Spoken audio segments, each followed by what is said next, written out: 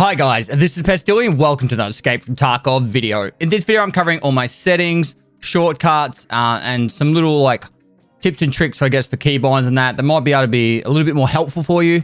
And yeah, I get this question a lot about all my highlights, all my my graphic settings and sensitivities and all that stuff. So hopefully by the end of this video, you understand why I have them set to certain ways and yeah, how to have the most god tier settings in all Escape from Tarkov for all those meta builds out there. So guys, without further ado, let's crack straight into it. So first up, I want to cover hardware. Now, I'm going to tell my current computer and what I used to use when I first started playing Escape from Tarkov and the differences in between. So my current computer is an i9-9900K. I have 64 gig of RAM, a 2080 Ti, and I use an M2 drive. Now, when I first started playing Escape from Tarkov, I used a i7-7700. I had 16 gig of RAM, I used a 1070, and I had an M2 drive. So the differences between both of them, honestly, wasn't much. I upgraded from a 1070 to a 1080 Ti, and then to a 2080 Ti, and noticed nearly zero difference in the graphics performance. It was like probably a little bit of a step up, maybe like 10% going from the 1070 to the 1080 Ti, and nearly no difference between the 2080 Ti and the 1080 Ti. So if you've got, say, a 1070, you're probably pretty sweet, or something that works around that same performance. And graphics cards are getting a lot cheaper, particularly on the higher end. So if you can get your hands on, or was it like a 3070 or something, or even just like a 2060. A 2060 would run this game perfectly fine. And I know there's a lot around that bracket of graphics cards. You do have an older gen. 1070 was about where I started with Escape from Tarkov, and it worked perfectly fine. Same with the 7700. Escape from Tarkov is very CPU and RAM heavy, so if you can go a 7700, something in the i7 category or better, that will probably be the biggest improvement in your FPS and experience. But the biggest one that I want to point out is the M2 drive. Loading in Escape from Tarkov can be quite brutal if you don't have this game on an M2 drive. I'd highly recommend if you can get yourself an SSD or an M2 drive and get away from the SATA. And this is with every game, and including Windows, I would have it on a solid state drive or an M2. It just has the biggest, in my opinion, the biggest improvement in gaming experience, because you don't want to sit on loading screens. It's frustrating, and it's your time. As for my keyboard, I use a Corsair K95 keyboard, and I use a Logitech G903. Mousies are all personal preference. It looks like this one for me, but if I was going to switch to anything, I'd probably switch to the Logitech G Pro Wireless or something. They all use the same sensors, they all use the same lasers and stuff like that. So there's not really a big difference besides weight and feel and what kind of grip you have in that. So not really you can do it much anymore, but the best thing I did was I went to a convention, I think it was PAX Australia, and then I went around to all the booths and figure out which mouse or type of mouse that worked the best with my hand. Obviously in the current state of the world, it's not as easy, but try and look at the videos out there for which mouse works best for you. Overall though, these are my hardware. Most of the upgrades I had was mostly around trying to have the best streaming experience and the stream quality. But really, 16 gig of RAM, you're going to be pretty sweet. Anything under 16 gig of RAM, it's going to get pretty rough for your experience on Tarkov. And a i7 processor would probably be ideal.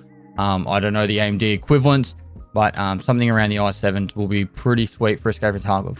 So from there, let's get across to the settings. All right, so starting with the game settings. This is all pretty much default for me. There's a couple of small changes I've had. The quick slots and all this stuff, I leave it all pretty much default. It's really a personal preference, but I'll quickly cover what they all do. So main background menu, you can have it the factory or the woods. It means it's the green background or the grayish background. For the quick slots, that's the bar down the bottom where you have your number keys to be able to use your health meds and stuff. So auto hide, what auto hide means is when you use it, it'll pop up and then it'll fade away again. If you have it always showing, you can have it always up and not. So some people might want to leave this on always hidden if they're doing like cinematic filming and they want to make it look like really, cinematic and immersive. And some people might want to have it all the way up all the time. If you really want to play meta play styles, I'd probably have them always on. So then that way you can actually see exactly what's going on all the time. You might see me scrolling my mouse from time to time, and down the bottom side over there, it'll just see where I'm at with like stamina and stuff like that. So that's probably the easiest way if you want to avoid having the need to do that. And then you could leave that on always shown. But personally, I don't have them on. I just leave it on auto. The health color scheme, that shows the exact same health in the health screen as it does up the top left-hand side of your screen when you get shot at or you're hurt. You can have it either monochrome, which means it's just like a grayish color and it goes to black. Otherwise, you have it colored and it shows you like it's on the health screen. Highlight available operations. That's when you like got a bit of ammunition and you try to drag it somewhere. And it'll say if there's room in an ammo box or in your rig to be able to put it in. I like that. I think it's a really good quality of life thing. So I leave that one on and set to everything. Now, as for auto RAM cleaner, personally, I leave this off. I haven't really seen any use of it being on. I don't know if anyone else has had any advantages or had it work for them. But if you are running on a lower tier PC, say you've got 8 gig of RAM instead of say 16 or 32, try using it, see if it does help. But in the past, like from the testing that we did when this first came out, it did absolutely nothing. Now, for use of only the physical cores button, the rule of thumb that we've had for this one is if you're using an Intel CPU, you have this on, and if you're using an AMD CPU, you have it off. Now, I haven't done testing on that in a long time, but to the general knowledge of everything I've heard from people, this is the way to have it set. Now, for FOV, you are going to hear so many different stories of what FOV you should have it on. People being like, oh, if you have it on the lowest, you know, you're more accurate with your crosshair. You have it in the middle. That's the best balance overall. And if you have it up the top at max FOV, then you're going to miss all your shots. Believe what you want. I've had it on max FOV since I started playing Tarkov, and I seem to be able to hit my shots pretty accurately from time to time. So personal preference, go in there, switch between low, medium, and high. I'll have like imagery in the background right now showing you what the difference is and how much extra view you actually have. It's like I said, personal preference. I always have mine on 75. Head bobbing, have this all the way down. For some reason, games like to have it on. Every time you run around with the head bobbing, it's just frustrating. It makes people nausea and yeah, not good at all. So head bobbing, have that off. It's just better overall. Now for the graphics settings. So for me, I have my resolution on 1440. It's going to come down to how you have your computer, but personally, this is the way I do it. And I stream and I like to alt tab a lot. So I actually have it in borderless. You can go full screen if you want to maximize your FPS. And that's my personal preference there. Obviously, aspect ratio is based off your monitor. Now, the VSync debate. This comes down to how you want to play. If you want to have the uncapped FPS, you want to have VSync on in the game, and then you want to disable it in the NVIDIA control panel. You want to disable it over there. That will make it so you uncap your FPS and you'll have unlimited FPS in Escape from Tarkov. It won't be capped at 120. This comes down to personal preference. I don't think if you can get over 120 on a map, you're doing well. Escape from Tarkov is not the most optimized game. So if I get 120, I'm happy there anyway. And obviously you need to have a monitor that can handle more than 60 hertz. Mine goes to 165 hertz. So, you know, I could benefit from doing it that way. But personally, I just leave it on just VSync off in-game and I don't worry about doing it. I might try and test it out in the future, but personally, I don't. Feel free to do it. If you want to play metagaming style and have it the most incredible, you know, highest FPS you can possibly do, feel free to do that.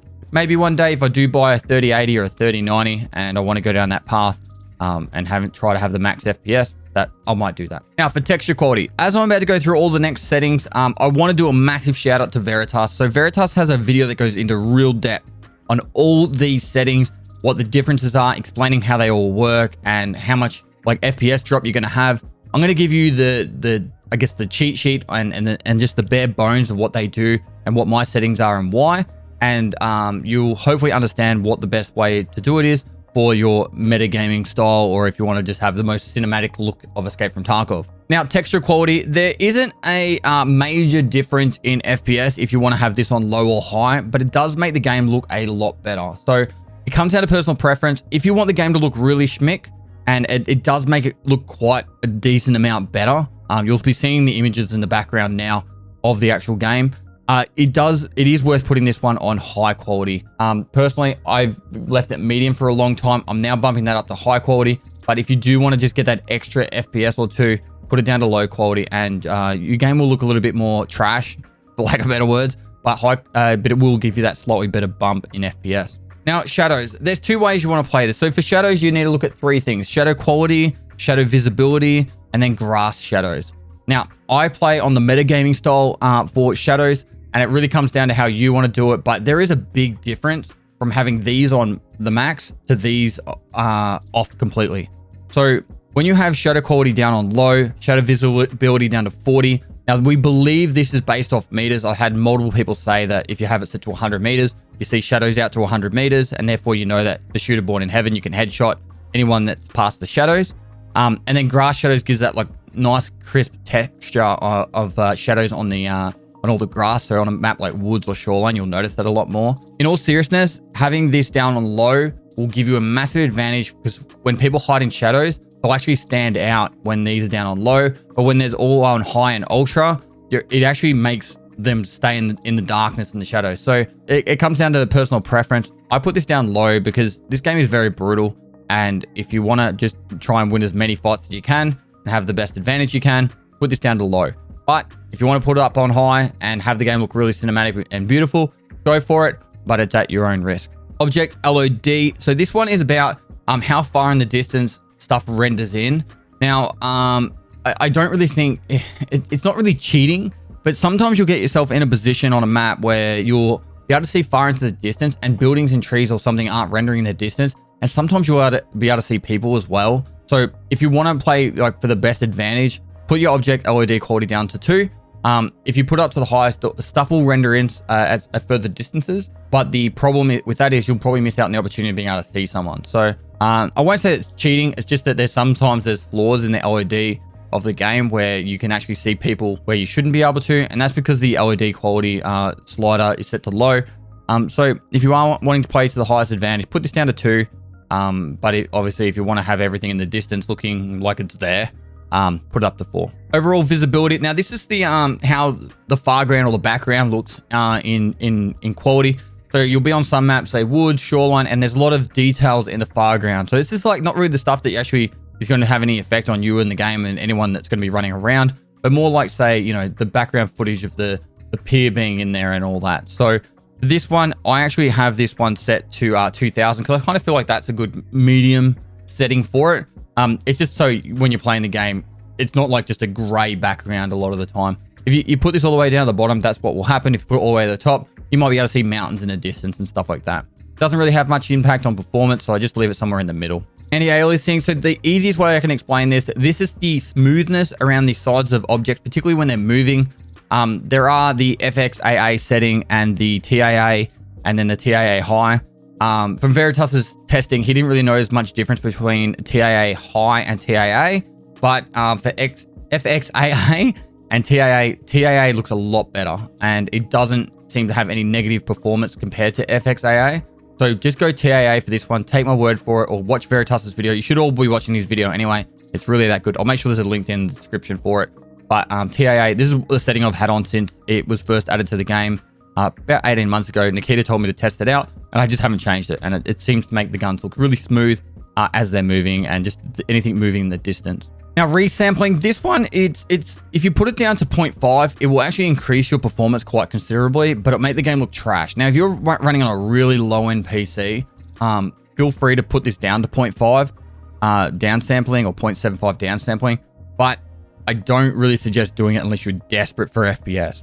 Everything above 1 is going to tank your FPS. I've tried to put this on max settings and play around with this one, and it might make the game look a little bit better, but overall, it's just not worth it, and it'll just tank your FPS. So not worth doing it all. Leave it on 1x, which is off, and that's going to be the best for you there. HBAO, the easiest way I can explain this is it tries to make the information of the image from distances look smoother and nicer from the distance. However, it can make some parts of the map or what you're looking at slightly darker. And so the best way to just having this one is set to off, unless you're doing like cinematic filming, and then you'll be able to just have it as the clear picture that you want it to be, and not run the risk of losing any FPS from it as well. So leave that one set to off. SSR, now this works off reflection. So this is based on, say you're looking at water, there'll be reflections of the sun reflecting off the water and all that. It does look really cool. Once again, if you're doing cinematic stuff, turn it on, but it will tank your FPS quite a considerable amount. So make sure that's off if you're playing for the I want to win every fight game style. Anisotropic filtering, for now, just leave that off. It doesn't really do anything from the testing that Veritas has done and what I've seen as well. So don't even bother turning that one on at all. Sharpness. Now, I've had this on 0.7 for the longest time. Veritas recommends between 1.0 and 3. I've moved this up to 1.0 just to see if it makes much of a difference to me at all, but it's really how crisp the image will look from distances and stuff like that. I generally haven't really had much success in having this up any higher than 0.7, but I'm going to mix it up a little bit and move it up to 1.0. But yeah, it really comes down to how you want your image looking and how crisp you want it to look. Lobby FPS and game FPS. Now, this doesn't really make any difference if you've got the VSync on in game and off in NVIDIA control panel, but just leave this at max. There's no reason why you shouldn't have this at max. Now, high quality color has been added to the game more recently. It was meant to make the game look better, but I actually haven't turned it on at all. I feel like any of these buttons down the bottom are only going to tank your FPS, and in games that are like somewhat competitive or high risk, you want to make sure you have as much FPS as possible. So I've got it off. I haven't done any testing with it, but I will be doing testing in the future. So for now, leave it off and just go with that. Z-Blur, the easiest way of explaining this, it's to give that feeling that you have the gun nice and close and it's in your field of view. So that the butt of the gun will be nice and close to you and therefore it'll be blurry. And then it's just like a cool effect. If you want it having that cool effect, feel free to leave that on, but I just leave it off. It's my preference. Chrome aberrations, I would just leave this off. Doesn't really have any effect on the game at all. Noise, this one is like a cinematic grain effect to the actual footage. If you're filming some sort of cinematic stuff, it might be cool to put on, but for any other reason, you'd leave it off. Personally, if I was going to be filming cinematic stuff and I wanted to have that film grain effect, I would do it in the post. It's always nice to do stuff in the while you're filming in the action, but when you're doing this stuff in the post, you have a lot more control over it, whereas in Tarkov, you want it to just be the highest FPS possible, clean as possible, and then you can make those effects later on. And lastly, I've already touched on grass shadows. I would leave that off personally, but it's up to you. Now, moving over to post effects, these are the post effects settings that I've had for the entire time. It's pretty much, for me, this is what works nicely. This is the one thing that you need to go into a game and test it out yourself. So when you're actually into a game, you can go to visualize. There's a button down the bottom left here, and you can actually play around with all these sliders and set into whatever you want. And you actually see in the real time what that image would look like. Now, if you play on a map like Labs and Factory solely, and you don't play on any other map at all, you would want to have a lot of these up higher, and you can actually make it so the map looks really, really clear. But if you take it onto an open map like Woods or Customs, you're going to run into like these bright lights everywhere, and it looks absolutely trash. So it comes down to how you want to play it. I play on every single map, so these are the settings I use. But I really don't like having these up too much. It might look like they're up a lot, but they're actually not. They're the main three that really make the biggest effect. Personal preference, and see how you go with that. And yeah, sound settings. Overall volume I have on 100. Interface volume I have on 30. I actually have my Windows volume on max, but I also use a mixer. I've got the Go XLR at the moment. I'm switching over to a new one soon. And I can control my actual game volume from there. So you want the game as loud as you can possibly stand it without damaging your hearing. Every single little noise that you think you hear, that is probably an enemy. So you need to be like really aware of every single noise that you hear around you. Interface volume is all that sound that you have when you're searching and all that other stuff. You want it loud enough that you can actually like hear that the action's happening. But you don't want it to be like so deafening that you can't hear people creeping up on you and that. So I have interface volume down on 30 and the rest of them just off. I don't have any music volume hideout and all that stuff. Binaural audio, it is better to have it on. Veritas also did a video on the whole sound side of things. At the moment, it's not actually working. So when it does come back into the game, you should be using it. But at the moment, it's actually been disabled because there's been a lot of issues with that. So it's a codec that's been ran by Battlestar Games have installed it. It's based off the Steam Audio codecs. And they're eventually moving into having that Steam Audio incorporated into Tarkov. But the problem is that it's really CPU intensive. So they haven't been able to incorporate it completely. And that was the first stage of all the codecs they're adding. Now controls, I'll start off with the easy stuff. So mouse sensitivity and for aiming and not aiming, I've got a 0.38 and I run it at 800 DPI. This is a personal preference thing, guys. Go play games like your main games if you play Counter-Strike a lot or Call of Duty or whatever in the past, and try and figure out how sensitive you had the guns there. And then try and mimic it across to a Tarkov, so then your muscle memory won't be as bad. But the problem is that every time you put on a different armor or different sights and stuff, the sensitivity changes. So I find that it's easier to have this slightly lower than what you would normally have in other games, or at least similar, because then when you put on a heavy armor, it's not going to take it too much. But then sometimes when you put on a random sight and it's super high sensitivity, you're not zooming around like 360. So it takes a little bit of practice to get used to the Tarkov sensitivity side of things. That's where I sit, and that's where I'm going to leave it. As it comes for key bindings, now the only key binding that I've actually changed myself is my discard key is the U key, and the compass I have changed to the one next to the U key being the I key. The reason why the discard key is the U key is so I can delete stuff in the stash really quick. So I press U, then Y, and I can instantly delete stuff in the stash. And then when I'm looting stuff and I want to just throw stuff on the ground real quick, I press the U key. Don't have to move my hand all the way across to the other side of the keyboard onto the delete key. A lot of people have this bound to on their mouse, so they can just drop stuff really quickly using their mouse. It's up to you how you want to do that one. And then finally, the only other thing I have so considered changing, I just haven't got around to doing it, is the reload. Now, the reason why you want to change the reload key from, instead of being R, where is it? Down here somewhere. So there is the reload and there's quick reload where you double click R. Now, if you press R, it has a 0.5 second delay on reloading because it's waiting for you to do the double click reload. So what you can do to change that, and I think it was Slush Puppy that discovered this, or someone who told Slush about it, was you actually make it the quick reload just being the single click. And then if you want to do a normal reload, you have like Control R. And the reason behind that is in a moment of panic and when you're actually in a fight, you just want to press R and quickly throw the mag, reload as fast as possible without that 0.5 second delay. The quick reload drops the mag on the ground, so it's actually a faster reload in the first place. And you save 0.5 of a second because you don't have to, the game doesn't have to wait for you to see if you're going to do the double click. So then you doing that can actually speed up all your reloads from that point onwards whenever you're in combat. And you can always go back and pick up the mags later on after the fight's over, or you might get them back from insurance if you end up dying because the mags are being dropped all over the place. Then if you actually have time to just do a normal reload, you do Control R or whatever combination you want to do. And then you just do a normal reload and you've got the actual time and it doesn't even have the delay waiting to see if you're going to do the double click, for example. So that is up to you if you want to take that path. I'm so ingrained in my controls now that I feel like it would take me quite a bit of time to get used to doing that. But I believe it would be the better playstyle to do it. But that's a personal preference. I'd love to hear your feedback if you actually do prefer to go that method or if you're already using that method. Because I think there's situations where you're like shooting at someone, you finish the mag, they finish the mag, and then you're both reloading at the same time. And if you just done the quick reload instantly, just like you should be in that situation, you would have had the advantage of being able to get that mag out and in nice and quick and win that fight because you're actually that little bit faster. So guys, that is it for my entire settings. The reason why I have them, all little shortcuts and tips and tricks for the controls and hotkeys and all that. Hopefully you guys learned something out of it. There's a video made by Veritas that I can't suggest it any more highly. There'll be definitely a link down below for it. I learned a lot from watching that video, and it influenced a lot of my changes in my settings a long time ago when I first watched it. I think it was about 4 months ago when I first watched that video.